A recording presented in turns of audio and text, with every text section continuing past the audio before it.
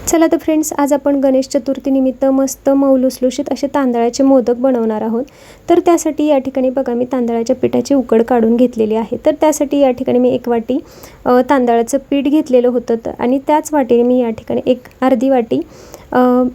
अर्धी वाटी पाणी आणि अर्धी वाटी दूध घेतलं होतं। ते छान व्यवस्थित उकळून घेतलं, गॅस बंद केला आणि त्याच्यामध्ये ही पिठी घालून व्यवस्थित मिक्स करून ती झाकून ठेवली 10 मिनिटं आणि 10 मिनिटानंतर आपण ती परातीमध्ये काढून घ्यायची आहे। चिमूटभर मीठ घालायचं आहे। मी त्या पाण्यामध्ये 1 चमचा तूप पण घातलेलं होतं। तर बघा आता आपल्याला थोडंसं थंड पाणी घेऊन हे पीठ छान मऊसूत हाताने मळून घ्यायचं आहे। दाबून थोडंसं तूप लावायचं आहे खाली आणि छान परत ते एकजीव आपल्याला व्यवस्थित दाबून करून घ्यायचं आहे, जेणेकरून ते पिठाला क्रॅक्स जाऊ नयेत कसल्या म्हणून। तर बघा या ठिकाणी आता हे पीठ आपलं छान एकजीव झालेलं आहे। तर या ठिकाणी बघा मी 1 ओला नारळ घेतलेला आहे आणि आता तो आपण अशा पद्धतीने कट करून तो मिक्सरमध्ये बारीक करायचा आहे। तर बघा या ठिकाणी मी मिक्सरमध्ये ओला नारळ बारीक करून घेतलेला आहे। ज्या वाटीने मी ओला नारळ घेतला मोजून, त्याच वाटीने मी या ठिकाणी गूळ पण घेतलेला आहे।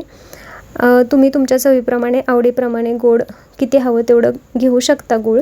तर बघा आता त्याच्यामध्ये मी 1 चमचा वेलची आणि जायफळ पूड घातलेली आहे आणि आता त्यातलं पाणी आटेपर्यंत आपल्याला हे सारण व्यवस्थित परतून घ्यायचं आहे। तर बघा आपलं सारण तयार झालंय, तोपर्यंत आपलं पीठ पण छान मुरलेलं आहे। आता पीठ आपल्याला परत एकदा थोडासा पाण्याचा हात घेऊन छान चोळून घ्यायचं आहे।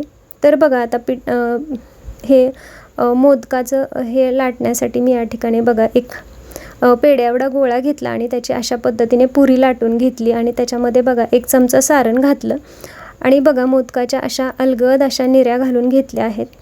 तर बघा अशाच पद्धतीने मी सर्व मोदक तयार करून घेणार आहे।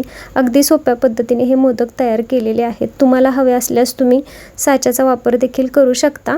तर बघा मस्त असे छान मोदक आपले तयार झालेले आहेत।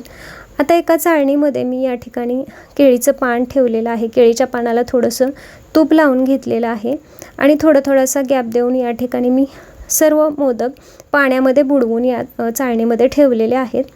तर बघा आता एका पातेल्यामध्ये मी पाणी गरम करून घेतलेलं आहे 1 ग्लासभर आणि छान मोदक 10 मिनिटं उकडून घेतलेले आहेत। तर बघा या ठिकाणी मस्त असे छान मोदक